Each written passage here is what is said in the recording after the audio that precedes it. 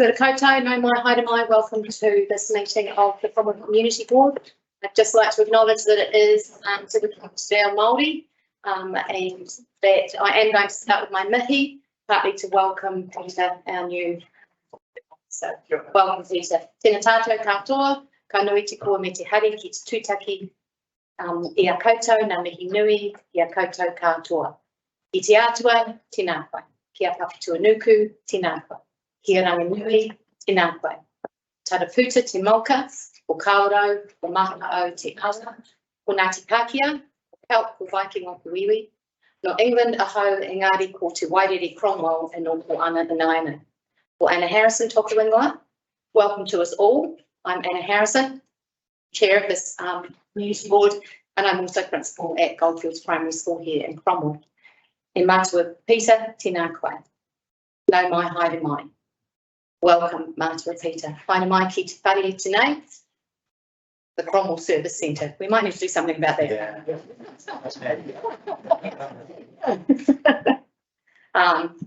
Nau mai ki Cromwell, to Wairere, also known as Tito. All those names are apparently valid. Welcome to our town, Cromwell, to Wairere, Tito. No mai ki te mātou hauri, welcome to our board. Haere mai ki runga i te kaupapa o te rā.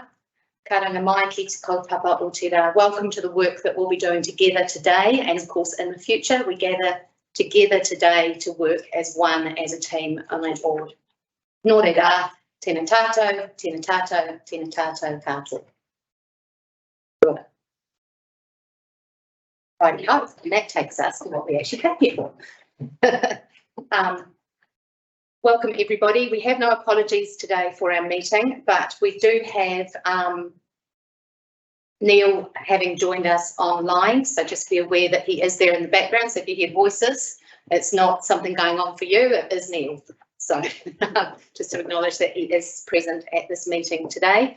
We're starting today's meeting with a public forum, and we have Karen Palmer speaking first to talk about an emergency management information centre. So welcome, Karen. Kia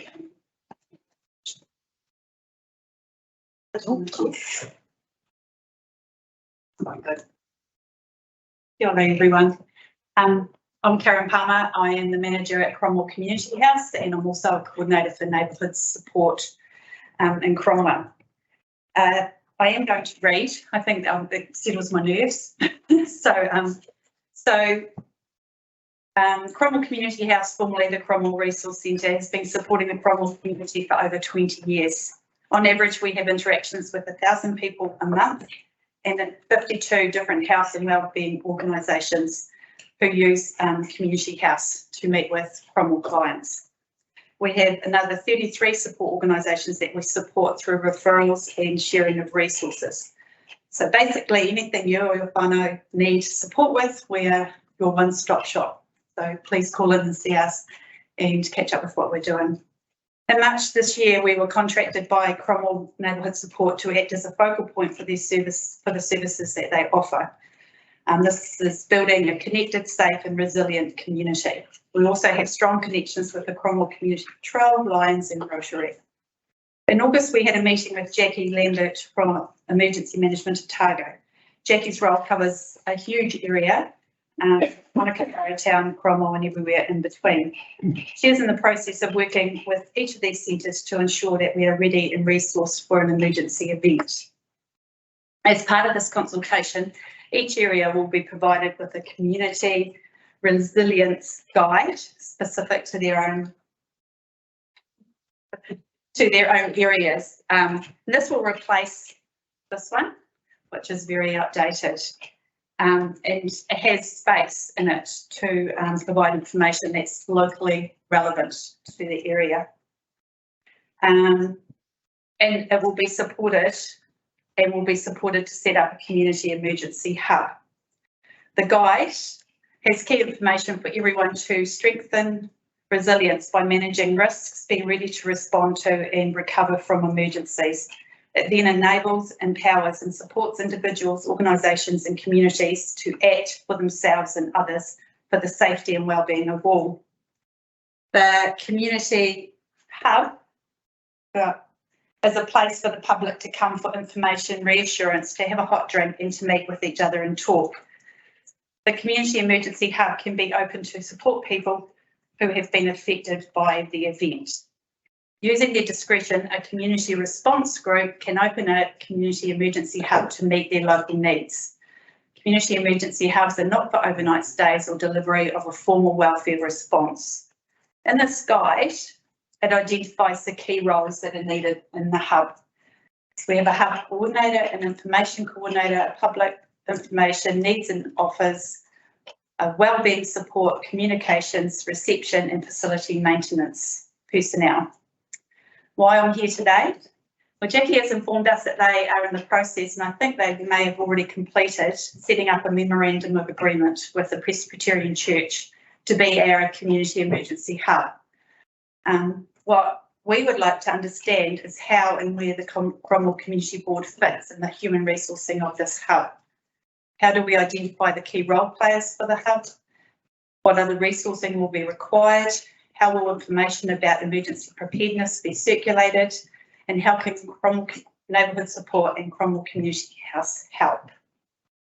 I have the contact details for the person from the Presbyterian Support Church manager of the board managers, if you need that. Some other things that I'll just let you know that's happening with the Cromwell Community House is that we're just in the process of employing a new person, an extra person, so that's showing the growth and the trust that our community has in what Community House is delivering. And that person will specifically be involved in facilitating programs that have been identified by our community as a need for support in our community. Initially, this will involve a young family support program, a community food network that acts as the umbrella fruit tree of all of our food resources, information and education that we have in that area, and mental health awareness, especially in the construction area. So we're doing some work in that, and we're doing some work for Mental Health Awareness Week, which is next week in that area. And another little hack to this is that I was at the business, we have a Cromwell business network, and I was at that meeting last Wednesday, and there is a real need for somebody to facilitate and coordinate that business network. It's really valuable for our local community. It's a great space to share information, but to offer and know where the support's needed and to gather information about what's happening. So if there's any support you can do in that. And just to finish off, for Mental Health Awareness Week, we have these lovely little pass it on cards, which I'm going to leave for you. And what you do is that using the 5 ways to wellbeing, you just take one of these cards, you do something, be active, take notice, give, connect, or keep learning, and then you pass it on to somebody else and that they will do it. So you're welcome to initiate and start using that amongst your own areas that you're working in. And I have information about what I said there for you as well. I've got questions on. Awesome. Right. Thank you. Thank you. Thank you so much. Yeah. So when will the new documents go out to organisations? No, so Is it all online? no, so they haven't even started with the Cromwell area yet, so there'll be a consultation process with that. So the one I showed you was Arrowtown, and it's still got draft on it. So she's working her way through. Yeah, thanks. Thank you. Thank you. Next, we have some organisations coming to talk to us in support of their grant applications. To start, we have Janine Wood from the Central Otago Queenstown Trail. Welcome, Janine.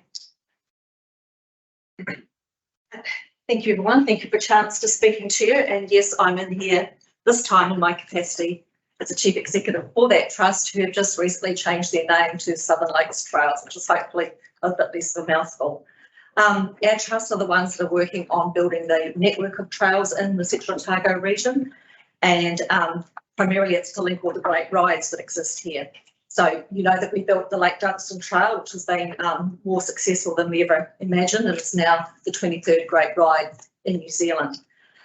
We are close to starting the Kawerau Gorge Trail and the Wanaka link to Lake Dunstan, and this will see Cromwell sitting in a pivotal role in the trails in this area. My appearance here today is on a slightly different matter, which has been on quite a long journey, and it's more about my frustrations with the council systems more than the amount of money that's in question. June last year, we received an invoice for a single amount of $10,000, $686.38 for the planning consultant used by the CODC to peer review our Cromwell Gorge resource consent. And there were numerous times that I contacted and sought an explanation or a clarification, as this was more than the amount that we had spent on our consultant who prepared the geotech reports and attended our hearing. We finally got a breakdown of the consultant's hours, which showed quite a huge hourly rate. And then back in October, we offered to pay $3,000 towards that bill because we thought that was, a fair enough amount. Unfortunately, no one in the accounts department or the planning department were able to make an adjustment to the invoiced amounts. And I know the resource consent process, so they pass on all the charges, but we just thought, we're a charity here, we're doing something for the community, and we get lumped with this out of nowhere. So several emails, phone calls and conversations later on before I was suggested that this was the way I could get some work towards that. So to clarify, these trails are not funded by ratepayers. I'll acknowledge that the CODC have contributed with marketing support via TCO and as secretaries to our easements to ensure that the trails do belong to the community in perpetuity. But what I do find a bit rich is that, Central Otago has benefited from the trails and Lake Dunstan Trail, and all the key infometrics in this area are positive and outshine other regions, and this has been attributed in part to the Lake Dunstan Trail. Things like the employment in Central Otago's tourism sectors increased by 24% in 2022. Visitor spend increased by 10.6 compared to a 1.4 national average, and there's been new businesses that have started specifically for the trail. So you've got Coffee Float, Burger Float, the Lake Dunstan's Explorer, Carrot Pizza Caravan. There's new bike hire and operators there. We also do some trail surveys on our trails, not as many as we'd like, but we get some infometrics on that. And the key findings are things like the average nights that has stayed is 4.5 nights has stayed for the users of the Lake Dunstan Trail, and that 84% of the trail users use food and beverage services on or near the trail. So my point is that the trail are economically sustainable, and our community is benefiting from this financial and, more importantly, through all the wellbeing benefits. So when I look at the New Zealand Cycle Trails model, nationwide, local government contributes 33% of the funding for the Great Rides, central government 43%, and 24% from the other sources, and that's certainly not the model that we've got in Central Otago. Whilst the Cromwell Gorge Trail has had extended delays due to some landowners in the Victoria Flats area and a new DOT process, we're still pushing to start this by the end of the year. But specifically re-consenting charges, Lake Dunstan was twice the budgeted cost of $140,000 to consent that. Cromwell Gorge so far has cost us $200,000 in consenting alone. This kills us as central government do not release any funds until we are shovel ready. So thanks to Central Lakes Trust, we've been able to push on. And people may think we've got a lot to spend, money to spend on these projects, but the reality is that the budgets were set in 2012 when we did our feasibility studies. Treasury signed off in August 2018, and I'm talking 5 years ago that these numbers were set. And we'd like to think our local government was able to support us more in these projects as we're creating a legacy asset for our community. I don't intend to shame you, but I will point out that QLDC have assisted us a lot with the legal dealing with some of these challenging landowners on that side of the table. We've not been charged for these costs. They've covered all the legal costs for us, and they're also picking up the maintenance of the trails in their territory as per the other trails. The trust is responsible for all the maintenance of the trails here that we build, and we can do this thanks to Central Lakes Trust, but that's another story for another day. So that's my case. You might be telling off the wrong people because we have no function in consenting. That's what everyone did for though. And I do understand that there are issues with just waiving consent costs. And that's probably why you've been directed back here to look at a way of regathering some of those costs through this grant process. We do appreciate the things that the trails have brought to us, but we also acknowledge that in terms of Cromwell, this is not just a Cromwell-centric thing, that in terms of where those trails start, finish, and the economic benefits through Central Otago yes, they've benefited Cromwell, but they're also of great benefit to the other areas that they move through. So Clyde has benefited greatly, and I'm sure that other districts are benefiting greatly as they move through their spaces as well. And the Kawerau Gorge will come here as well. One come here too. Yeah, so that, but there's a range of places. So we're also aware from because of where we sit, we end up as that hub space, which is wonderful for us.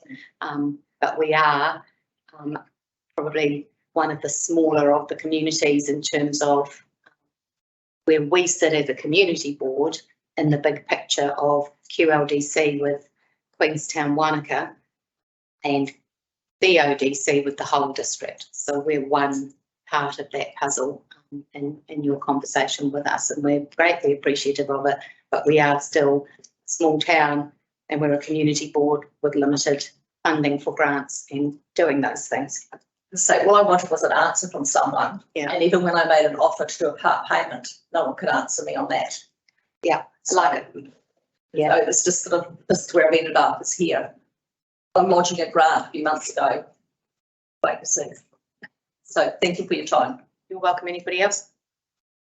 It must be fair to say that you're getting consents from QLDC and CODC for the same trip. So there's a line in the sand where this is CODC related costs, really. Yeah, it is. And because you've got similar consents, similar or the same on the other side of the gorge, right? Yeah. That's Jane, was there any point during the resource consent process which you approved the peer review? No. We just know that it's part of the resource consent that it would happen, but we didn't know who was going to be appointed and how much it was going to cost. And when I got the bill, it was just a line item. So you received no email requesting a section 92 return? It would be part of the consenting thing. We know that we have to pay for it, but it's like you council staff choose the consultant No, and absolutely. they control the hours they put into it. But then we're expected as a charity organisation to then pay for whatever hours that consultant does, and whether they, quite frankly, ripped you off as well, the council board on. Okay. Sure. But it came as a bit of a surprise, so my trust pushed back, so I've gone down this process. Okay, thanks, Janine. Thank you. Next, we have Neil Galettley from Dead Sweat Events, Director of Spirited Women. Thank you. Hello, everybody. It's quite hard to follow the last two presenters. Spirited Women. To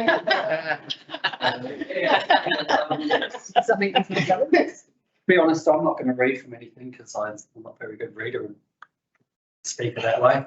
And I'm quite nervous, actually. I've been up in front of 1,700 women speaking before. Surely that's terrifying. Yeah, I don't know what I was on that day, but I was able to do it. So, yeah, so my wife and I own an event company called Dare to Sweat Events. We deliver what we consider a reasonably large event, has been around the country, but now only deliver in the South Island, called Spirited Women. And we recently delivered the largest adventure race in the world in Wanaka. We had 500 team entries, so 2,000 women initially for that, prior to Omicron doing its thing and causing a 1-year cancellation. But we got it away in April this year, and it went well. And it was the largest adventure race ever held. We announced shortly after that event, we needed a bit of time to get a few landowners and things across the line, that would be coming to Cromwell in 2024. The date for that event is the 9th to the 11th of February, with the race day being the 10th, Saturday the 10th. And we released entries on the 1st of June this year. Like many businesses, but I'm hoping that everybody's been through the the ringer with COVID, Omicron. We've also been affected by adverse weather events in the North Island, cyclones, and now the global economic crisis. So we're seeing our entries go down because we are not a necessity, really. We're not, putting food on the table. And we've seen our expenses go up because it seems like everybody's putting their costs up. I guess we decided that we wouldn't put up costs up because we felt that if we did, it would be to detriment of our interests. So we held our fees the same. We still found that our entry numbers dropped significantly from selling out in one day for Wanaka to currently being only 75% sold out 3 months down the track. So we've learned through the last few years challenges that try and keep as much money in the business because you just don't know what's around the corner. Currently we've reached break even, so that's great. It's a bit of a weight off our shoulders, but we are still got a long way to go to be hugely successful. We've applied to the Cromwell Community Board for a promotionals grant to help us pay for paid advertising to help promote the fact that the event is coming to this beautiful region, give it more exposure, bring more, and obviously generate more entries so we can bring more economic impact to the region and vitalise the community.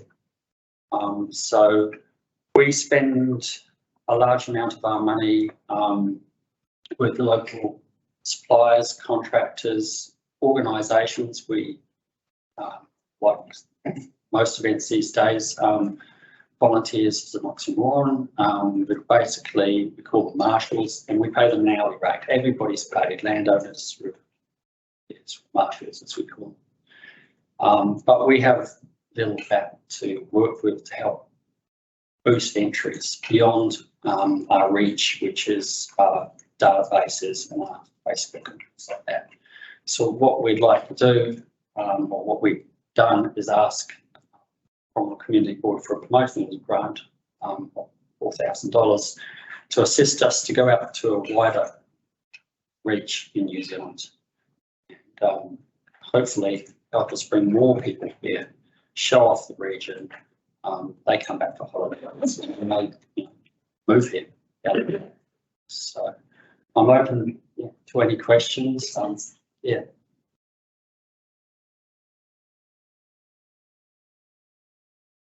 I think it was fairly, yeah. Thank you. Yeah, brilliant. Very clear presentation. Thank you. Thank you. And we have Peter Herberson from the Bannockburn Bowling Club. Welcome, Peter.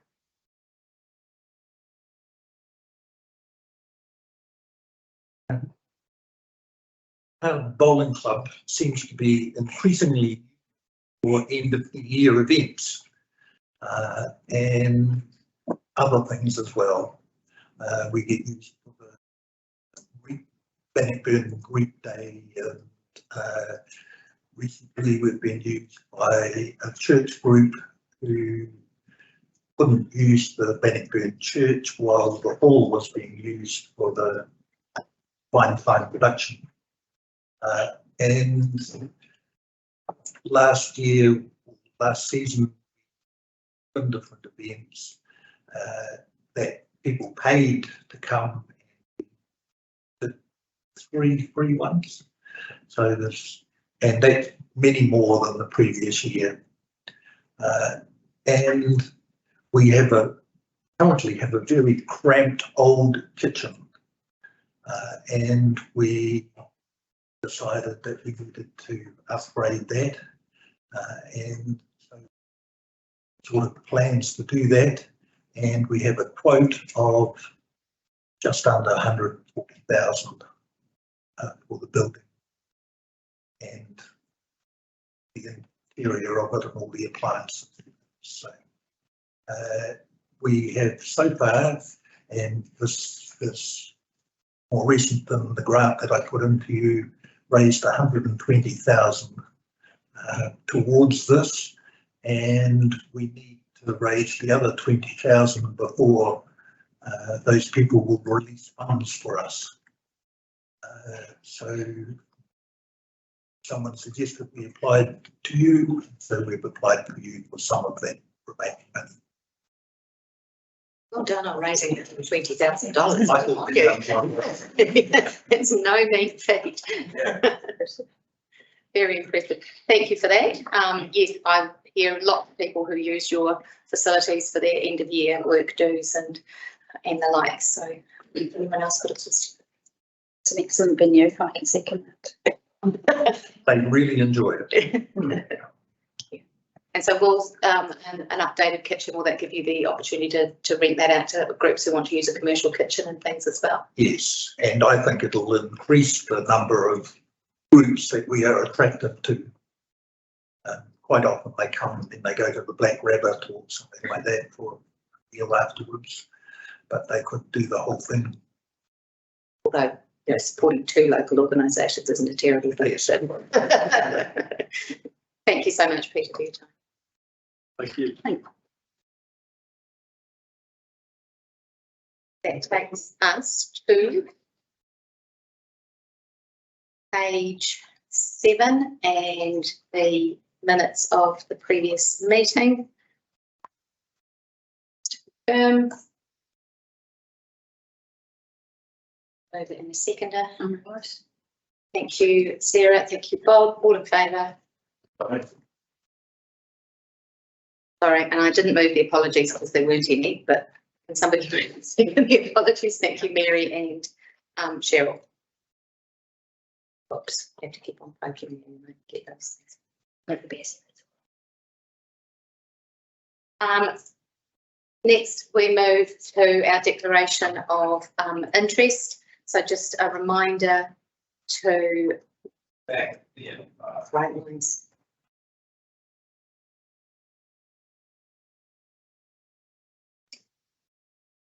Just a reminder of the need to be vigilant of decision making when a conflict arises between your role as a member and any private or other external interests that you might have.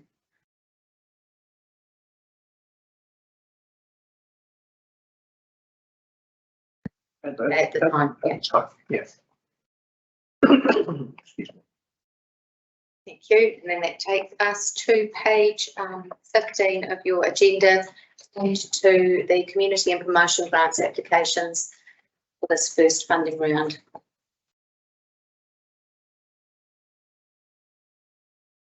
Paula and Alison. Thank you very much. So clearly I'm not Rebecca, and Rebecca couldn't make it today, so I'm a stand-in for Rebecca, and I'm here to represent the community grant applications that you have reviewed in your agenda. And just as you are aware, this is the first funding round of 2 for the year, and we start with a full budget for our community grants, which is 49,925, and this money will carry over the 2 funding rounds. Really appreciated the Peter Herberson and Janine Woods coming in to speak to me about their applications to give you a fuller picture of where they are at and what a little bit about what those grants are. The applications are about. Just briefly on the Bannockburn Bowling Club, that's on a council reserve. It's part of the Bannockburn Recreation Management Plan strategy that was developed. Unlike some of the groups and organisations on community board reserves, this group does not have an reserve investment account, as some others do, so they are doing everything independently themselves. And with respect to the Southern Lakes Trails application, Janine explained why they're applying to offset the cost, and they have volunteered to pay 3,000 towards that, so it's the balance that they're asking for. And this process, where this is the avenue that they have to get that money recompensed if that's what the council decides to do, but it is something we cannot offset those charges on the one. So at the moment, this is their avenue. Paula. And I'm going to talk to you just a little bit about promotions grants. Unlike community, we have accepted applications to the current financial year previously. So the board has allocated from their $106,000 budget, $95,000 to the Cromwell Promotions Group, leaving you a balance of $11,224 for this and the next round, which will be closing in March next year. You've got 2 applications to this round, totaling $5,500. So that does give you the ability to fund both of those in full should you wish. Peter Mead's application from Art Central. Peter reassured me that the community board was very familiar with him and his project, so his apology for not coming through and speaking today. Dare to Sweat, Neil's given you a good overview of that event and the fact that they're looking to extend their marketing to attract a fuller field. It's a wonderful event, particularly for the fact that it really inspires and encourages women to partake in a multi-sport event, and they will be women of any age, shape, fitness level. It's quite an amazing event if you can see it. It's in Central Otago. It's only ever been held in Alexandra from memory previously, and then the last one was in Monica. Art Central, they have made some changes to their annual arts exhibition. They're moving dates and venues, moving away from Easter and moving to the Club to try and reduce some of their overheads. One of the unique things about this event, because they are selling artworks, they are restricted from applying to many other funders. So hence they come to this second at the promotions run.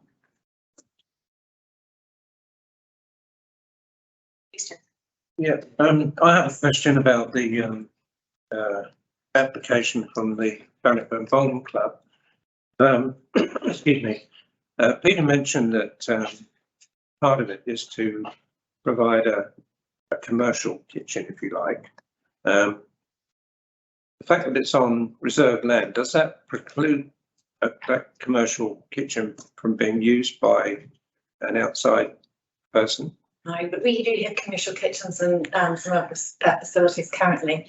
What it enables is if you're going to do fundraising events like making cheese rolls and one to sell, you can do that in a commercial kitchen. So it just enables more activities that you can do in that facility. Right. So for instance, the commercial kitchen in our school hall is hired out by the Scouts when they do jam making and by the Autism Trust when they make their pizzas and things. So it allows them to sell the food they've made because it's produced in a commercial kitchen. So the same situation applies at the golf club where Black Rabbit used the commercial kitchen there. Yeah. I just have a question. This is regarding the Security Network Trust's request. So I know this needs further investigation, but if the trust never received a request for a Section 92.2, the report was not allowed to be commissioned in the first place. Therefore, the trust would never have to pay the bill. A local authority doesn't have, can still process a resource consent without the peer review report being produced. They just have to register under Section 104 and it might get declined, but especially if the applicant never received the request in the first place. My question is, which is what I would advise, they go through their records, they see there was never actually a request for the report in the first place. What happens if we give them the money and they don't actually need it because the report shouldn't have been requested, then they shouldn't have to pay the bill?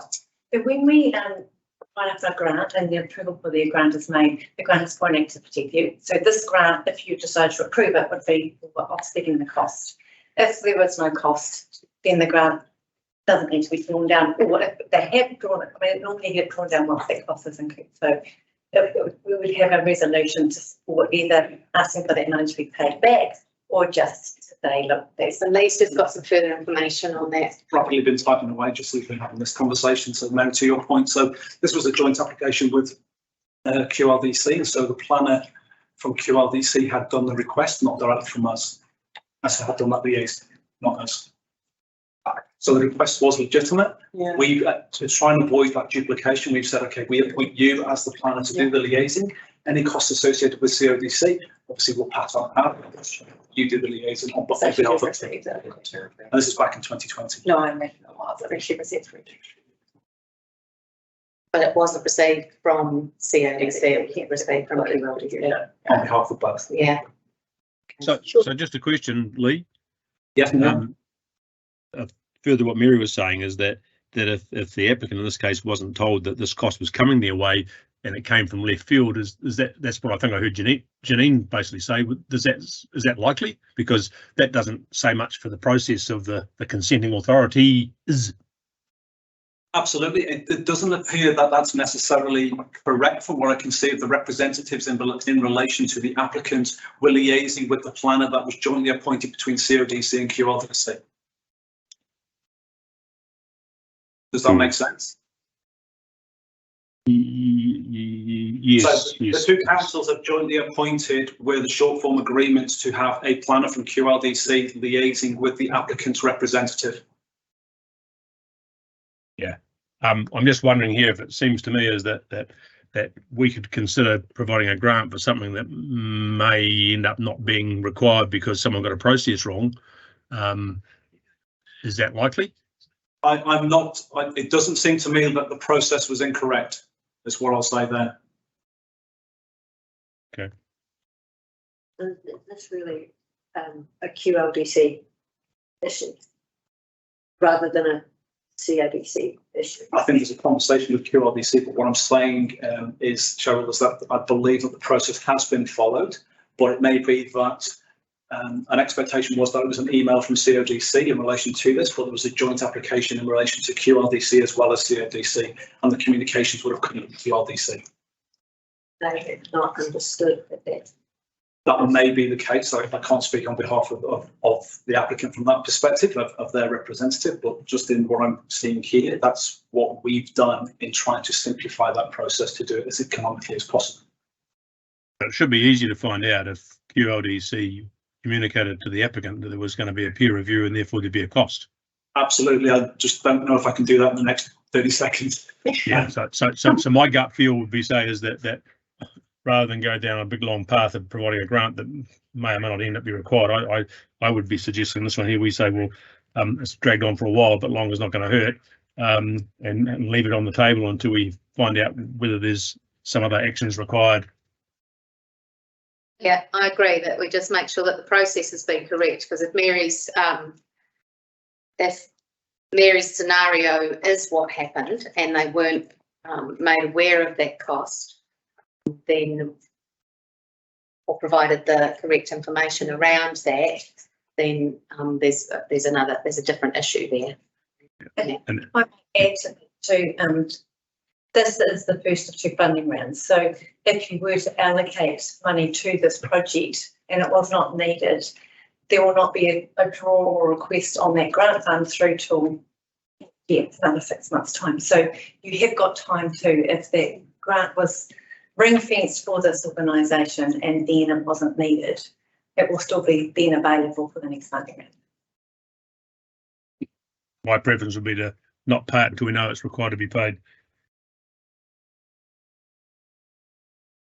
And the other problem there, I would guess, is that if we do that, we ring fence that, and it means that nobody else could apply for that grant. Is that right? Well, that's the beauty of this period of time, because you've had your applications in today, and the next round won't be for another 6 months. Right. So Okay. you've got a really way of time. Yeah, I mean, it's a tricky one for us because as a community board at this level, we have no function in consenting whatsoever at all. So I don't have an issue with providing grant funding for the Cycle Trails Trust, but I think that's a bit hard to be held accountable for potential failings of someone in the wider CODC organisation as a governance group sitting here today. Or QLDC. Yeah, or QLDC. And as I said to Janine, we're one very small part of this network, and yes, we're the hub where they all end up. But, and we understand that this is the place that they can apply for a grant to cover it. So it's an unexpected cost. You Yeah. apply for a grant. I think that is the challenge. Yeah. If there was no. Obviously, whatever's happened, Janine is not happy with the level of communication she's had from CODC around the issue which she believes she's raised with CODC over several months. So, I'll certainly be looking into that. yeah. And I guess my concern for that organisation would be if it's held off, that's another 6 months. Yes, Dylan. Thank you. Through the chair, that was about to be my point, was I think to give this organisation some level of comfort, I guess our recommendation would be you grant the grant on the basis that it is required, but if staff prove otherwise, that there's been an unstable process, that can then be taken back and be available for the next round. So my reason for wanting to probably to lie on the table is that then I need to be convinced that if we are going to consider the grant, that it should be the Cromwell Community Board and not the council, as being our trails and tracks are considered to be a district-wide cost centre for we were involved in it. And I think that just because Cromwell happens to be the hub doesn't mean to say that we should be the first port of call for applications like this. So I've probably got two reasons to say it should lay on the table until A, whether it should be paid in the first place by the applicant is resolved, and B, whether this is the right venue for it, which I'm not convinced. Yeah, I support that, Madam Chair. Okay. Is there a way, because haven't we had this conversation before, that there's not a district grant process? There's community grants at the district fund, but there's not a promotions grant at a district level. That this No, could have either. Been living with the community grant currently, so there is a district grant budget. Okay. Yeah. Is there a consent that's pending approval on this payment? Or is it still miles off, or is it being granted? Or Normally, one of the second consent condition is you can't undertake any activities under reasons until all fees are paid. yeah, so I don't know if we want to be seen to be holding it up if there's admin in the background. I would have thought the consent authority could actually say, for the sake of the money involved here, and compare that to a rather large community assets being developed, might want to think about whether they want to play that card.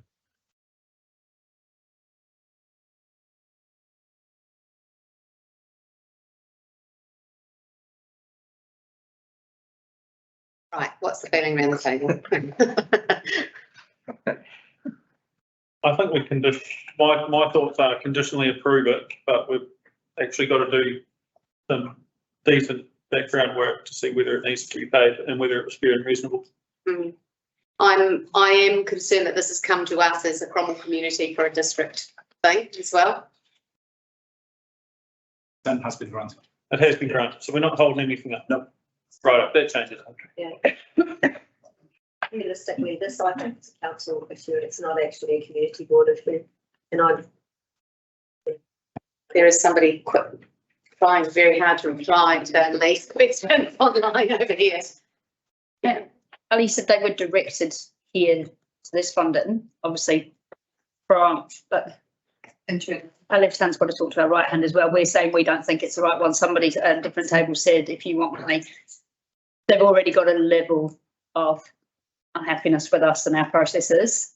We're not helping ourselves here saying we don't think. I don't necessarily agree that it is the right place, but are we paying this because we feel bad that we've disadvantaged them somewhere else around the table? Or would we give them this money regardless? If we give it to them regardless, take out the fact that it's because of all the contention, would we approve a grant towards something like this or not? It's probably more of a high level question, isn't it?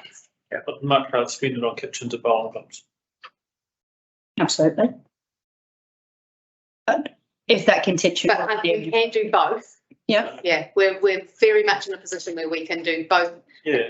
Some support for the kitchen at the bowling club. There's one and better spend, support. one's a hell of a grudge purchase. But would we, if this issue was brought to us as we're raising money for consent for the trails without all of the background to it, would we support it at face value and it be worthy of Cromwell's money for that particular thing? Because there's a little bit of guilt here that's saying, well, we probably should because we feel like we've done something and we've directed them here. We strip it back. All right, just let Lee add information. The the consent was granted and the planner had from CODC that we'd linked in with has contacted the applicant, letting them know that they'd be commissioning all reports, and that included things like geotechnical reports and such things as well. So we're saying that we have informed the applicant in relation to that. Is there anything Have we about informed costs? them about costs? Because what's the stop at becoming $200,000 for example? For sure, Molly? Yeah, can't answer that right this second, Yeah. but they've been advised of that. When's the next council? Sorry, through the chair. So next week, 3 weeks, council's considering the community grants. Yeah. That community grant pot is oversubscribed in that round. So we won't have time to get this application through that council round, and it potentially won't have any money left in it after. Yeah, and I can see from both sides that, trails and tracks are district wide. This is an issue. This is a money that's being requested because of a cost through CODC consulting services for something that is potentially district wide. Yes, Cromwell still benefits from it. Are we better to do something here today and get it over the line, or it won't get over the line from the sounds of it at the council because it won't get there in time because they've missed the opportunity to apply? No money there anyway. Yeah. Well, there's just going to be more part of decisions to be made about who gets the money in that case. Hey.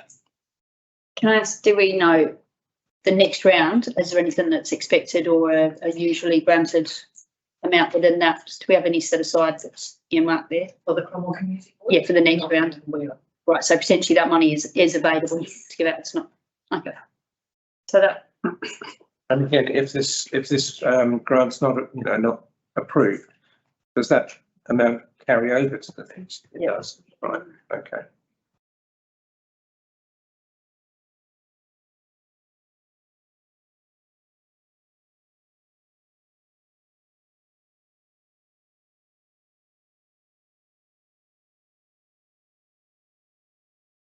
Release this money to them to be granted as, how long is it before we actually would find out that they've actually that's paid us for it? And you said, just asked for it there.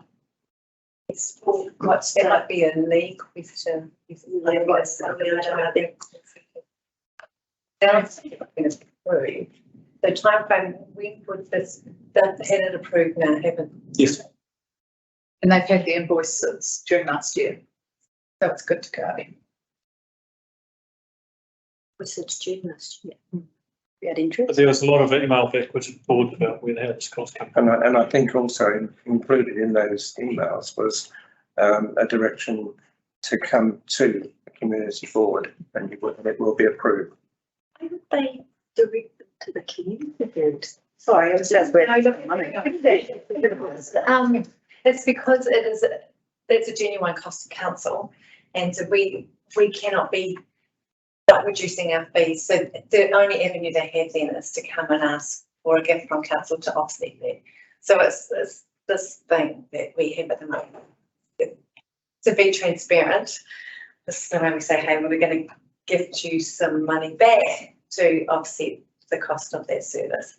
It's council, not community board. Yeah, but it's for that service. We leave this on the table. It's only partly half-assed response, right? At the very least, we've elevated this discussion to a higher level to actually get some answers. Sarah? And the consent's been granted. I wouldn't want to be holding things up. We're not holding things up. So what's it called? Gordy wants to say something.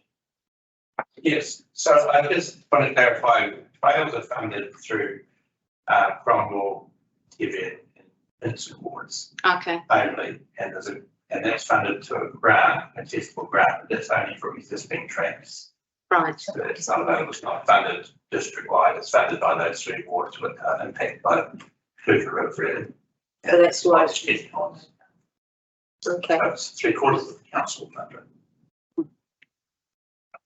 That's the complaint. Paul, can I ask, have they Are we the only community board that's been approached with this then, like the others? Well, it's coming to Cromwell, this tract, isn't it? Yeah, but Connect to Kaura section, and so yeah, the Target Central Rail Trail Trust is funded through Traffic Conservation. Yep. And then there are lots of sort of restricted gold. they do that side. Yeah. So, yeah, there's. I was thinking if our argument is that it's district wide and it's not Cromwell, do we anticipate the amount by street and looking at multiple community boards? Not like if we're trying to say it's district wide, then that should be multiple community boards. Is that a better way of doing it? That some of the money comes? Don't know. So Look, Madam Chair, to progress things, this, to my view, without predetermining myself, well, I will predetermine myself, I don't think this is a board problem. These trails are serving the whole of Central Otago, it's bringing money into the whole of Central Otago. Council doesn't have appropriate grants to pay this if it should come to council, if council should choose to do so, and that's something that we're looking at rectifying. But we've got other ways we can pay it, so I don't think the board should be terribly hung up over this. I think it sits properly at council. It's council's problem. You should tell council that.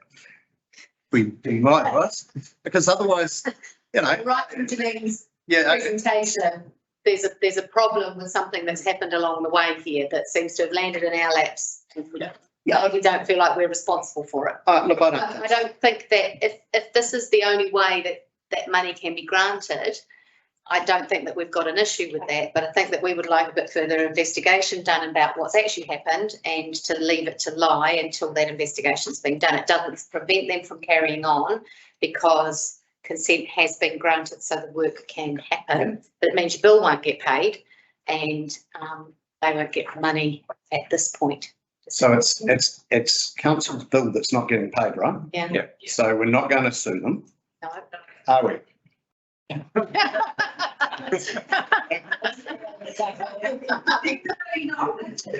Economic development area, and we need to be supporting this, and we need to look at this from a practical perspective to see where we can. So my recommendation would be that you decline the application and that you put another clause in saying we to council, but probably write it a bit better than that and have it progress to council to be dealt with. Can it not make it to council next week, or is it hard to make it to council? You can't make it to council next week. The only thing is the council's bill doesn't get paid for another month. Yeah. No harm, no foul. The consent's gone through, so Yeah. while council's bill's not getting paid, well, Here we go. Opportunities. oh, okay. In answer to your question, there, we think we can. Yeah. It would take a bit of quick manoeuvring, but we Yeah. think we could get it into the council agenda as an addendum to the current papers. And that gives you a couple of days to pull together the information in the background that we might not, at least desperately trying to. It's just something. If it doesn't make it, it comes in October and council waits another month for its own bill to be paid. Yeah. Absolutely. And so somebody will let Janine know that this is. Yeah. So it opened a bigger can of worms than whether or not we should be granting this money. If they'd come for something else with the Cycle Trail Trust, we probably would have said, oh, you go have that. can we also clear though that we're not being petty? Yes, I'm sure it could be money. Down, Very just we're clear. looking I'm for sure that due that, process. We'll be having that conversation about the fact that we've This- had a really good discussion that we really wanted investigated how we got to this impasse in this space. Yeah. Complicating to do there. Okay, now we get back to the other grants then, because there's some lovely exciting things. There's a kitchen, please go, at the Bannockburn Bowling Club. Give it. Do it. Yeah. They raised 120. That's impressive. Need to go for this conversation. How the hell did You raised 120. So let's get back to your table. A lovely little table that Rebecca has put together for you, which just shows you how much money you've got, and when you fill in the blanks, it'll tell you how much you have spent versus how much you'll leave for future applications. Mhm. Your way through that. I think that's fairly straightforward. I believe that we're saying yes, Bannockburn Bowling Club. This is my belief. I'm sure people will tell me if I'm wrong. At $10,000 toward their kitchen sounds like a really good way to support our community. And advertising for Dare to Sweat events also sounds like a really good way to promote our community and to bring lots of people here in that event. and the one from Peter for the Arts Council seems like a reasonable request as well from my perspective. Anybody else thoughts on? And that all fits within what we are able to spend, so that's good. I think it's remarkable that the Bannockburn Bowling Club managed to raise $120,000 with only 30 members. Yeah, From about 4 or 5 different sources as well. Yeah. yeah. Can part of the grant be that we can tap into who they are and what they're doing? And we get somebody. Excellent. That's buying that information's worth 10 grand, isn't it? Amazing. So that takes us back to the resolution, doesn't it? Which will be a bit muddly because we Rewrite that one if you need will. to rewrite it a little bit. So we are back to page 15. Sarah has. I've got it here, yeah. resolutions. Oh, good. She's wonderful, isn't she?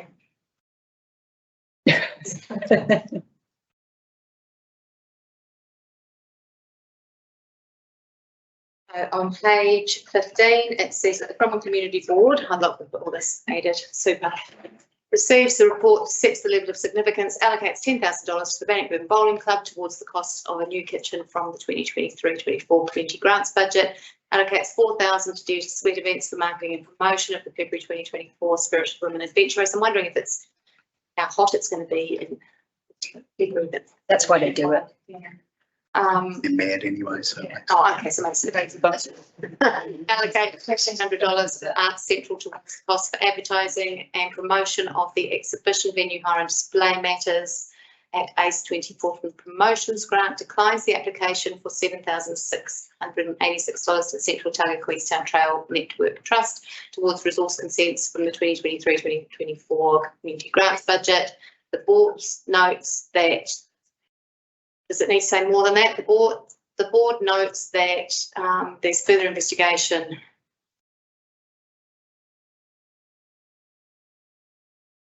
No, what did you want it just to say it's a district thing, or because does that really capture what we said? Does the board want to request that the application be forwarded to a district? Yes. Yeah. Whilst supporting the bill. A couple of sentences can go to the council recommendation. Yeah. Try and trade and finalise it. So The trail file. I am.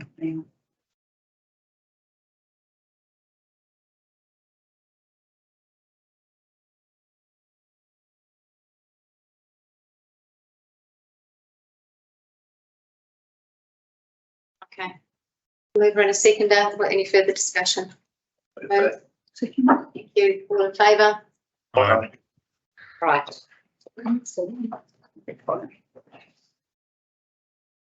That takes us to item 23.7.3 on page 19 of your agenda, which is the Cromwell Golf Club funding request. Madam Chair, at this point, I'd like to declare an interest. I'm currently the president of Cromwell Golf Club, so I'm going to excuse myself from taking part in this as any vote that might be necessary. Thank you. Hello. Hi. Welcome. Madam Chair, this could be a long discussion or a very short one. It could be. No, I mean, suggestions now. Helen, please. So I'm here to add a request from the Cromwell Golf Club in regards to looking to buy a new greens mower for use on the course. They have requested $10,000 to be able to go towards the fund to the cost of it. It's $80,000 in total, and they're seeking funding from elsewhere. They do pay council. There's a club funded account they pay into every year. So at the moment that is sitting at a balance of 25,500. Presume people have read the report. If you've got any questions. Straightforward. It's straightforward. That's what money set aside. Yes. An issue. Anybody else? Any further discussion? Any questions? They're very expensive, Mark. Oh, they're pretty flash. No, it's can do your garden. So if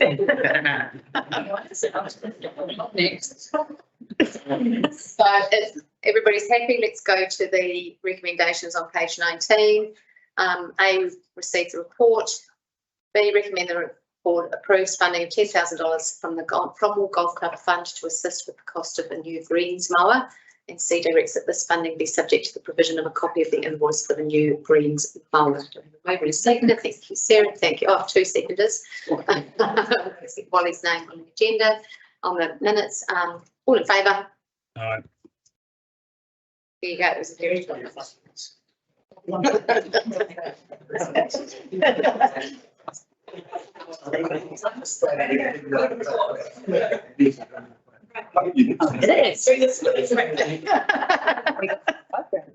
Welcome, Susan, to item 23.7.4, which is the interim Cromwell financial report for the period ending 30th of June.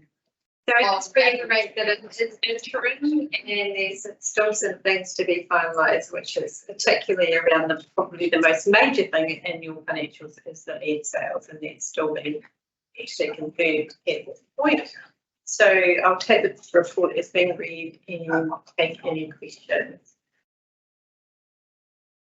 As far as this takes a while to process this through the annual report. Yes. Questions for Susan? And I'm not expecting questions, like don't feel that you're trying to find this bottom there. You're not waiting to see if we notice them. I've got one, and it was actually about, because this popped up last time, about the GST on the. Okay, so it's yes, so Still repaying them, aren't they? so because it's a permanent difference in your financials, we report on it every time, so that you remember that happens. So what happens is there's a new system put in for the polls. Yeah. And at that time, it wasn't transacting the GST as per the old system. And it wasn't until we actually did so we didn't see that in the finance area because of COVID. So it happened at a time when COVID also hit us, when the pools weren't open or people couldn't access the pools. So it didn't highlight itself. And so it took some time before that came through. And then we realised that we weren't accounting for GST the right way. And that had been since the new system had been installed, which so coincided just before COVID hit. And so we've made that adjustment, but it's a permanent adjustment in this set of financials. So that's why I have to keep reminding you that that's the reason that. So we're all over it now, and we have returned that. So we went through a process with the IRD where we were very open about that, and they came back and said, thank you very much, we charge you penalties. And that's cool. Way better doing it that way than finding it 2 years later from the IRD. Indeed. So we front footed it. They were favourable to that currently.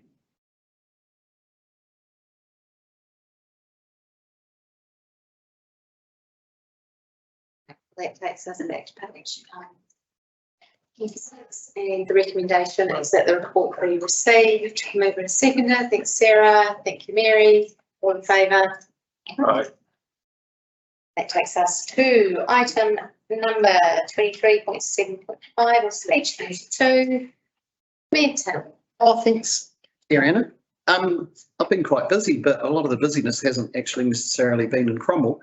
I did have the opportunity, the joy, the challenge of being the moderator of 2 election debates on behalf of Business South last week. One of them was at Marsden Resort, had 5 Waitaki electorate candidates. I've got to say the turnout from the public was pretty disappointing. I think it was about 15 to 20 people there. Hopefully it doesn't reflect the lack of interest in democracy, and perhaps it's more just the time of day. The afternoon didn't suit people. I'm looking forward to future events and hope that there'll be a better response to these. Has there been any where it have, usually the Lions or Rotary put something on? And It wasn't particularly well publicised, I didn't feel, and the time was terrible. yeah, I think Anybody? I'm on the Business South board and we've Right. learned some lessons from it. Yeah, but hopefully there'll be something else and people will attend it because. I only heard about it through your Facebook Live. Yeah, right. Okay. Oh well. Food for thought. The other thing I just have to note is that I've spent a lot of time on a working group I've been appointed on through LGNZ on progressing the future for local government panel's work. So the panel did 2 years work on going, what's broken and what's the best way to fix it. They've come up with 17 recommendations and then their warrant finished, their job finished. So LGNZ set up a group which is, I think there's 7 mayors on it, the president of Daituara, 2 or 3 CEs, some iwi representatives, just to go, right, if local government doesn't pick up the baton, no one will, realistically. So we're working through what we're going to do with that, but just for the relevance of the board. Part of the review is, hey, are our structures right? We've got 67 councils in New Zealand. They range from the behemoth that is Auckland to the minnow that is Chatham Islands with 600 people. I mean, you've got really little choice for them, but Kawerau with 8,000 people and 21 square kilometres. Is there room for amalgamations, reformation? They never use the amalgamation word, but for me, I think that if amalgamations are to happen in the future, and this is a huge if, I really underline that, but if they are, and some places in New Zealand, I think our geographical size would preclude us, but if some places in New Zealand wind up being amalgamated, and you've got 2, sometimes 3 Wairarapa councils talking about that at the moment, then community boards that we have now become exemplars for the way forward. Because if you're still going to have your localism and your subsidiarity, your decisions being made as close as possible to the people that it affects, then strong local representation such as boards provide that.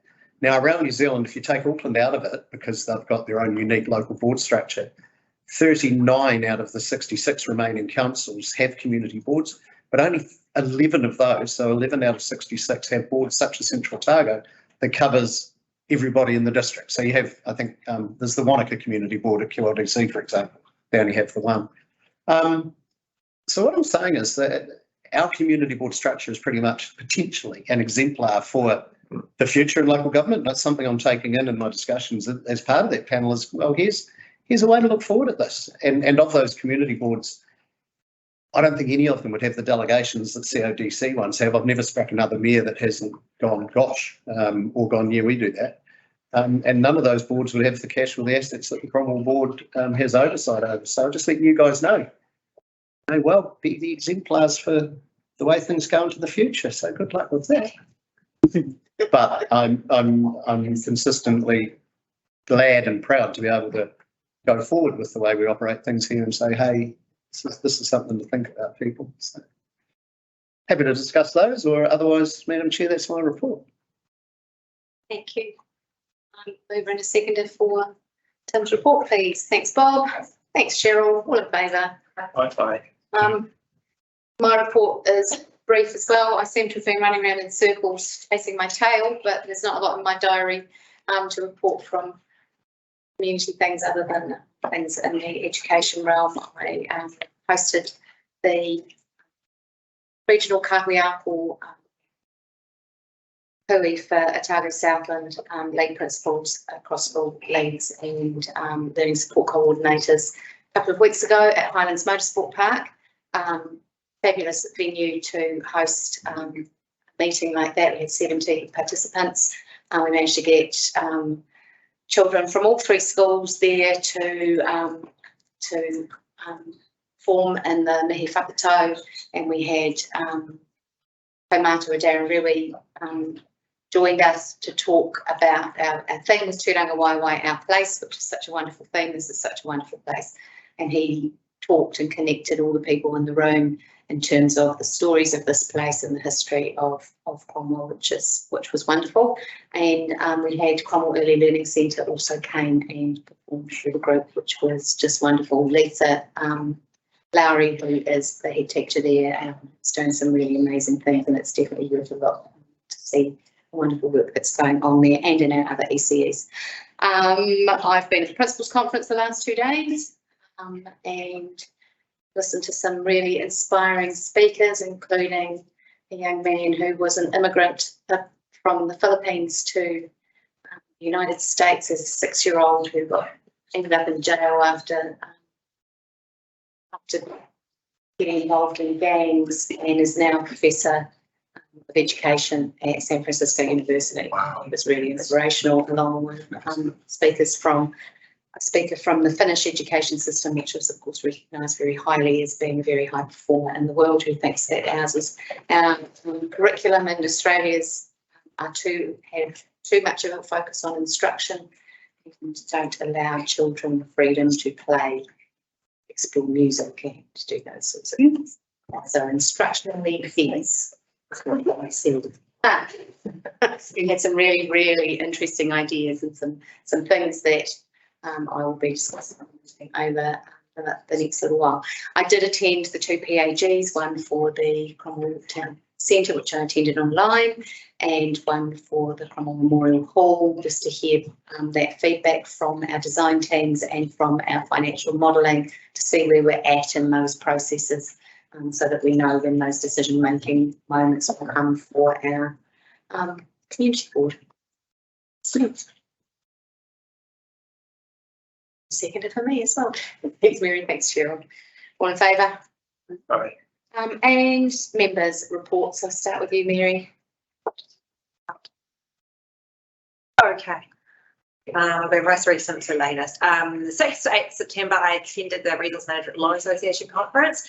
It was very well attended with, I think, about 400 delegates. A very interesting and widely discussed matter was paying for infrastructure and growth. It was held in Queenstown, and it talked about the pressures that the Central Lakes and Southern Lakes regions are facing.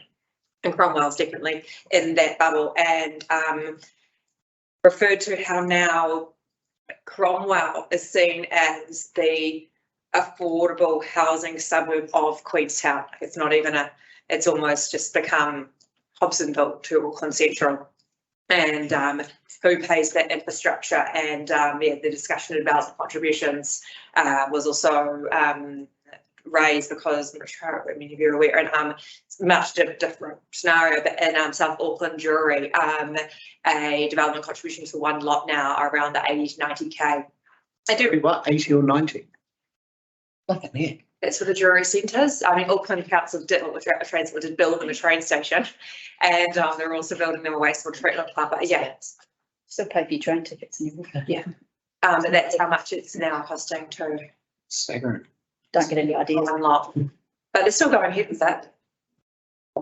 On 31st of August, I attended the Wanaka based Terrace Airport Open Day, which was well attended, and CIA are happy to discuss the plans for the airport with the community board. 15th of August, I attended the Cromwell Community Trust meeting. They are full steam ahead with the consenting for the training settlement project and lining up all the affected party approvals required for that project.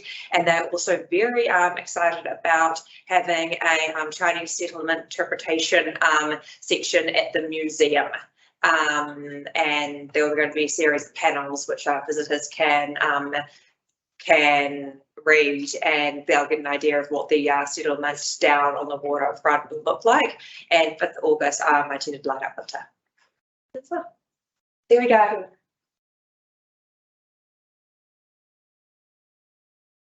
Been doing quite a few fundraisers. I went to the Touch Rugby fundraiser. This was, these guys are going, I think, up to Rotorua. Like that, they've been actually, so they've been actually serious funding. We got dotted. So if any of you don't know what that is, yeah, that's pretty cool. I also went to a fundraiser for it's an exchange between Central Otago and Burgundy, and it's for wine students. So there was 3 students there, one having already left, and they're going over and they're going to be working on vineyards in Burgundy. So they raised significant amount of money to help them get there. I went to the hockey fundraiser at the golf club. That was a lot of fun. They were going through to Timaru. That was a music bingo evening. We were really good at our team. Won lots of prizes. And I went to the historic precinct meeting on the 28th.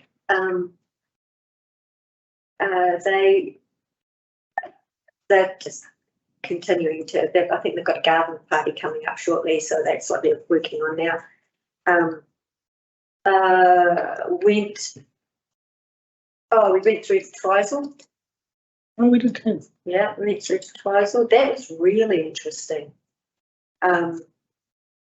We went to see a wastewater treatment site in Twisel, and you think about that, it doesn't sound very nice, but actually it's picturesque, believe it or not. Her ponds can actually look really pretty.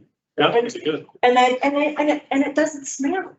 It's really amazing, isn't it? It's lovely. And I remember when infrastructure like that wasn't exciting, and I was exactly the same as you. It's like, oh, a few years on council, you changed, don't you? It actually was changed. I don't know. For some reason, I had this impression that it was going to be big, inclusive, and pretty ugly. Yeah. And in actual fact, it's not that at all. It's nothing to be frightened of. It will cost, but it's not nothing like I thought it was going to be. So it was very enjoyable and very informative. I went to the Willingtree underpass opening. Yeah, that was lovely too, because it was so, to go through the process of walking through, passing on that sort of mana and going through the hall, the underpass, and passing on that sort of wider spirit. Yeah, and it was really good to have that explained to you why you're doing it, and it was co-marked Darren. It was really good. Yeah. So that was great. Council. There's going to be an appointment of a contractor for the water services operation and maintenance contracts. And there was a paper on supply of water to larger residential lots. That's turning out to be a bit of an issue for council. There was an update on the water abatement notices, which is just a regular monthly update. It was great to go through the Teviot Valley spatial plan. That was also quite fascinating. We went through the draft for both the roading and the bridge strategies. Really brightening. Went through a roading procurement policy. And then there was the Royal New Zealand RSA has approved the use of the poppy, so that, and this is for to be put on road signs, the street signs, and that's just signs with that have the names of people that have served, and it's a remembrance, a place of remembrance. So I think that's about it. That's about me. Cheryl, sorry, those road signs, weren't they just for fallen soldiers? I think so. It's Just anyone who served, okay. Yeah. At this stage, it was only Alice, the Vincent Morris. They put a wee red poppy on the sign. It's a place of remembrance. Also, I was meaning, isn't just the two world wars, or was it Korea and the Vietnam?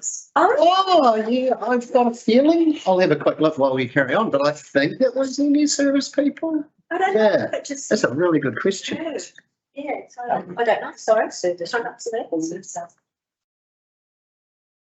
Have a look. Nice idea, though. I'll have to go for my That was limited to Vincent, wasn't it? Is that right? So there's potential that could be authorised by our RSA. It was the Alexandra RSA who actually had approached council to get that. So so there is the possibility that it could morph into the centre, into Cromwell and beyond. Sorry. Okay. So I attended the Cromwell Town Centre PAG meeting on the 22nd of August. I attended the Woe Entry underpass opening on the 25th. Last week, I attended the Waitaki Electric Meet the Candidates moorings with all of the other 15 people that were there. Went to Terrace drop-in thing from CIAL because I couldn't make the Cromwell Wanaka one because I was in Dunedin for the Survey and Spatial Conference at the Otago University. That was well attended as well. There was like 350 people there, and I presented a paper on the trig beacon that I installed on the Cromwell Gorge Trail, which was pretty well received. I guess you had to be there, but it went down pretty well with a bunch of surveyors at least. Like Cheryl and her poo ponds. And I think that's about it, those few things. What else? Oh, and last Wednesday I went to the Cromwell Business Network meeting with 6 people. Attendance was an all-time low, let's say. It's just such a difficult time for most Yeah. working people. So Amy's looking at finding someone else to run it, and it's fair to say there's been a change in circumstances that led to it being held in the afternoon. So morning's not off the cards, but if anyone wants to organise it, you can stick your hand up. All that time on it. I mean, by the end of the day, it's always challenging for different people for different reasons. But yeah, it's a real shame if it's over because it was So it's 40 or 50 people. It's just we're always really well attended. The way that the page is working as well has sort of closed things down. You used to get businesses posting stuff on the Cromwell Business Network page, and then that was shut down because it didn't want it to be an advertising page. So now there's you only get that notification once a month that the meeting's coming up, usually either just before it comes up or after it's already been happened, because if there's no, if you're not getting constant things when you pay, you can see. So that might be part of it. Don't know. Yeah, just needs a new life. Yeah. It's a shame, like, because it was useful. Couldn't work at all. We might need to find some people who that could be. Support them to. Thank you, Wally. Is Neil still there? Neil, are you still there? Yes, I am. I will be doing this, and then I do have to go, Madam Chair, for the reasons I've already explained to you. Your report, and then you can quiet get out of our meeting. That's all good. Yeah, hopefully I'll get back in time before the finish. We'll see how we go. I didn't get to go to the Woe Entry underpass opening. I can't find any record of an invitation for that, which is my excuse. Cheryl pretty well summed up the council meeting, which was really good. My note about the places of remembrance said agreed to add a poppy to street signs where street name is named after a person who has served. So that'll be interesting how that works out. I'm not sure. I couldn't remember, Claire. Sorry, Cheryl, whether you noted that we adopted first past the post as the voting system for the 2025 election. I didn't say that, so I've got that. That's all right. I thought you left it for me. Thank you. Otherwise, yesterday, hearings panel meeting for a visitor accommodation consent down in Sunderland Street, Clyde, and then a 2-lot non-compliant subdivision out at Domain Road in Bannockburn. Otherwise, I'm 3 weeks back into having been away from my holidays, so still catching up on quite a few things, which has been good.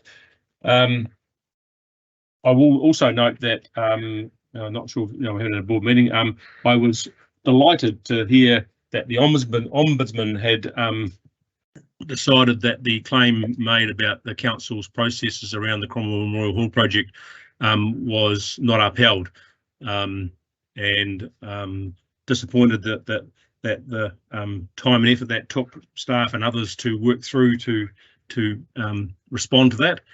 Hopefully now we can move ahead and get that project so something actually is seen to be happening. And I know we are doing a lot of work in that space, but I think that was a good outcome, and want to acknowledge the work that the staff did to do that. So that's about it for me.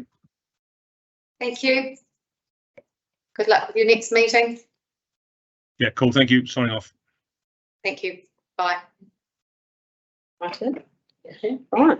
Going back a bit, August 23rd, I was part of the Dunstan Zones cross-country competition between the local schools, taking a contingent of Goldfields kids who ran very well, very fast, challenging course, couldn't do that myself. I was tired just walking through Marshall's off. Those kids think close. And tomorrow Cromwell's hosting the Central Otago part of that competition. So all the Queenstown, Wanaka and Dunstan zones come together. 222 competitors will be running at the race course between 11 and 1. Mountain goes and up the hill and down again. Looking forward to being there. Thankfully don't have to marshal, so don't have to walk up or down one of those hills. If you want to go and have a look, there's bound to be a sausage sizzle. Cromwell you have both a sausage sizzle and a baked sale, and Men Love Berries are there for ice creams and coffee. So anybody that's around, come and have a look. The kids, they train bloody hard and they do really well. That's awesome to see. When is it again? Tomorrow, 11:15 first race, 1 o'clock the last race, prize given as they go. Plainly, my Wakapuna didn't want me there. No, August 24th, I went down to the Murihiku Polyfest with the Cromwell College Ruku there. Dunstan were also performing, and amazing to watch and to be part of. And having lived here for as many years as I have, amazingly, for the second time in about 3 months, I was welcomed onto a marae and was lucky enough to be part of the poverty down there where the college were welcoming us that. So nothing for however many years and then twice in a few months. But I knew the words to the songs this time. So thanks for going to Dunedin. I looked like I knew what I was talking about this time. As did everybody else. As did everybody else, went to the Charis Airport drop-in session and was really good. I don't know everybody else. I actually didn't feel like I knew an awful lot about what was coming up, so it was really good to get informed there. And I thought they did a really good job of presenting the information. And it seemed to be a fair few people there, which is good. Earlier this month, I met with Fran Dustin, who is a previous youth worker at Cromwell Youth Trust. She's since left the Youth Trust here and she's now working with MSD on what we colloquially term the ghost kids, the kids that are leaving school after year 11, but aren't in the system anywhere until they are old enough to be claiming benefits of some sort. And trying to get a track on where these kids are going, what they're doing, who's paying for them, who's looking after them, where they're living, kind of thing. Really interesting. Nick Blenheim has been amazing at giving me some information to follow up through there with Fran.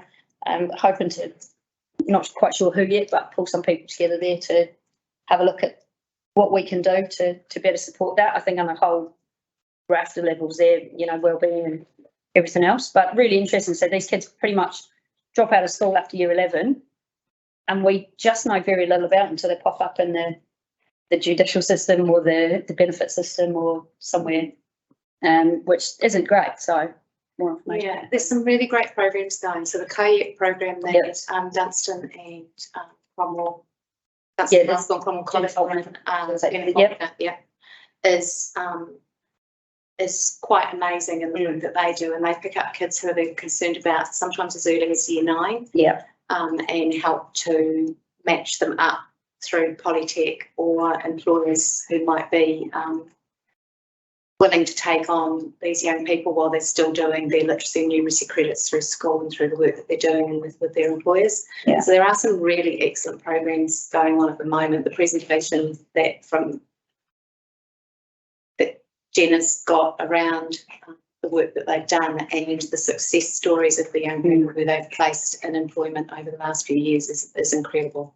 Yeah, and it's fair to say, education isn't for everybody, and at year 11 that is a good departure point for many, but yeah, I mean, there needs to be something. The general goal is that everybody gets that magic age too. Yeah. Some of those kids is to make sure that they're getting those literacy and numeracy credits and that they are into work and training and doing those things. Yeah. So Polytechs and some of our local employers have been amazing. Yeah, and it's awesome to see that there's that willingness to collaborate as well.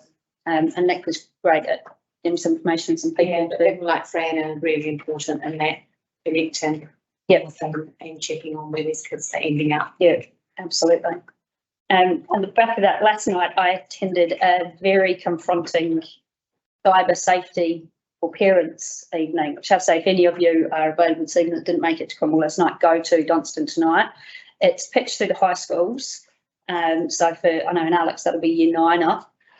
But being a parent of children from 5 to 12, I took more information home relevant to the 5 and 7-year-old than I did for the 12-year-old. It's too late for the 12-year-old. And if any of you sit through the presentation, I will share the online resource with you as well. You will be beyond disgusted, and I can't even begin to tell you some of the content that's in there that you think our kids are not looking at, innocent or otherwise, accidentally or otherwise. It is beyond comprehension for people of our generation who just never had that ability, and pitching that at 12 plus is too late. So, you know, I talked to the guy that presented last night and said, I'm not quite sure yet what level CCB and council have to get involved there, but I'll do everything I can to help share that message and his workshops and whatever else, the resources there, because crikey, it's mind blowing. And the statistics, the crime and the stats behind that, and the sexual aggravation and everything else that goes with it, shocking. So if anybody has the opportunity to go or look online, please do. It's mind blowing. And on a happy note to end, I was very privileged to be invited on to Peter's welcome on Monday. I thought that was awesome that we had Naitawa up there and all those representatives there. It was a really awesome ceremony and great to have you on board. Looking forward to the next few years with you sitting there. But welcome, Peter. Yes, thank you. Excuse me. On the 15th of August, I attended the a meeting of the Cromwell and Districts Promotions Group, and that was really a debrief on the Light Up Winter event, which I think was very well received. Obviously, they had a great attendance there. The event seemed to go off particularly well. Mulled wine sales were down this year because they probably chose the mildest winter day of the year, which was a bit of a shame. There's quite a lot of feedback about that event, 1 or 2 sort of slightly niggly negative things, but it's something that they're going to address for next year. On the 1st of September, I also attended the underpass opening, and as Cheryl said, it was pretty amazing sort of ceremony on that. That same day, actually, I went to the drop-in session of the Terrace Airport project. Actually, you should call it the Central Otago Airport, really. Excuse me.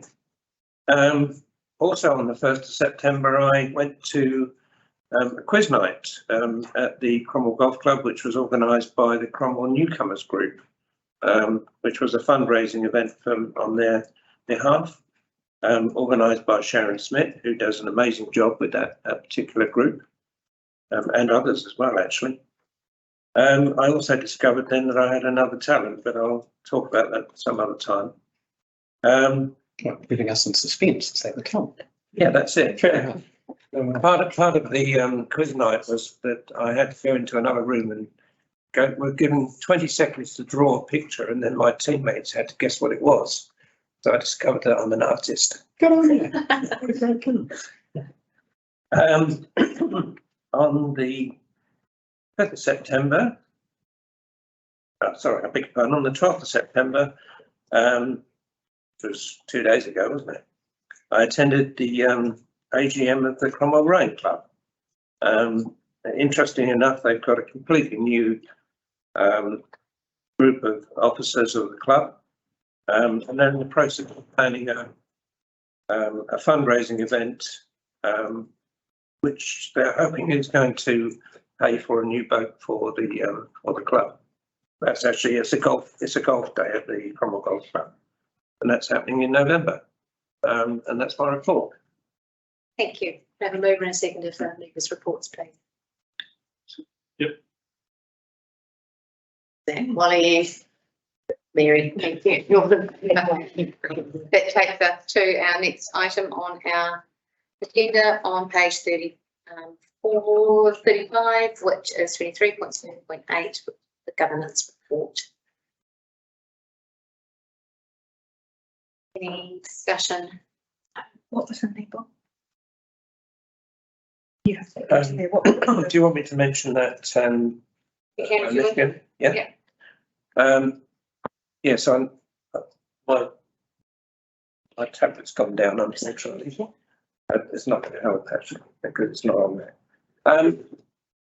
Up until I think it was the February meeting, there was a note on there about negotiations with the Cromwell Golf Club about the renewal of the lease, which dropped off in about February because there'd been no progress, so that things had come to a halt. On the 1st of June, via their solicitor, I know the Cromwell Golf Club wrote to the council requesting that taking up the option of renewing their lease. So I would have thought that that would have come back onto that governance report at that point, as soon as that letter was received. I know that they have actually followed up with a couple of reminders, but they've had no response at all from the council. So we've got 3 months now and no response. Wait a minute, 20 seconds, the office could be in the room to give the, if there is one on that. Okay. Yeah. Did you just make the hospital pass? He's not even in here to know it. Yeah, it's good. Oh, you. Leave Gordy quick. My point is that I think that should be back on that governance report. Yeah. You just got someone in the back here.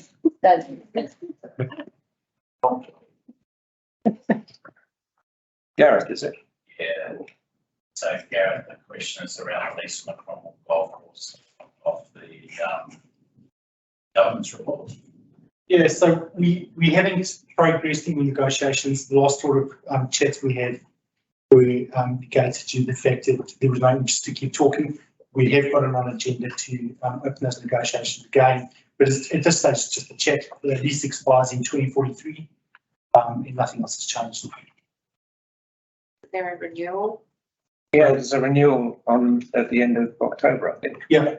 So, but I'm saying it renews to 2043. So there's a further years. I think it's about whether the renewal for this year that the golf club are interested in. Yeah. Oh, yeah, so that's going ahead. So there's been no objection from the golf club. There's been no objection from council. I was just saying that I thought that the fact that the golf club had actually written to the council that it should have reappeared back on that governance report. And put it back on. I missed it. Okay. Yeah, it was good. If we could track down what happened with that letter and make sure there's been a response to the golf club, I think that's. I certainly don't, I certainly had no response. I'm going to Neil ring up to the end of this. Follow up on that, Bob. Yeah, thanks, Bob. Sorry, we'll follow up on that letter and get that back in the meeting. Thank you. Cool. Righty ho, so that takes us back to page 35, with a recommendation that the report be received. Cheryl, in favour? Aye. That takes us to the date of our next meeting.